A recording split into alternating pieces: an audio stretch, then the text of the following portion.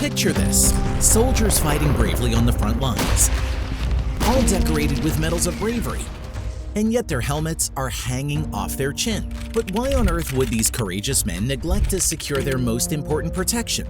Well, turns out there were some interesting reasons behind their decision.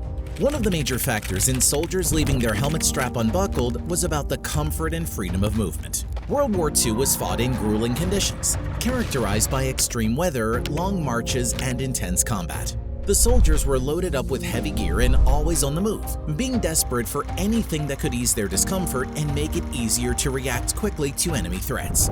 Loosening the chin strap gave them a sense of relief and let them move more freely. Sounds like a good idea, right? But the comfort came with a great danger. These soldiers knew the dangers of not securing their headgear.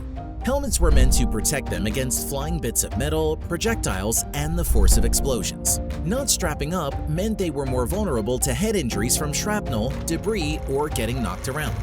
Imagine the chaos of battle. Explosions going off everywhere, deadly fragments flying through the air.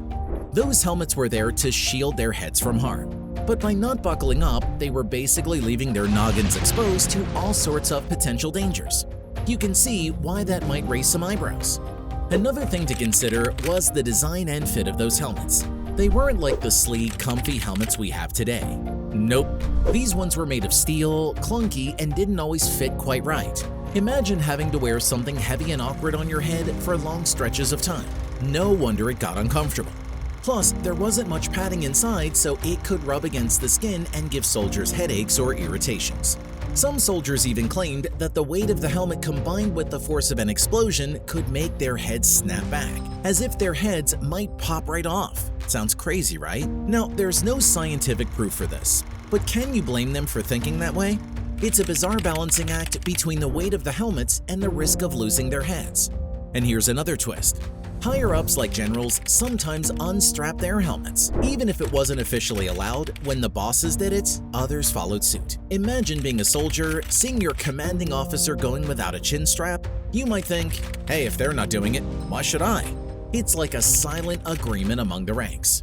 So in the end, the decision to leave their helmets unbuckled during World War II was a mix of practicality, discomfort, and maybe even a touch of superstition. These soldiers were just trying to find a balance between feeling comfortable and staying protected.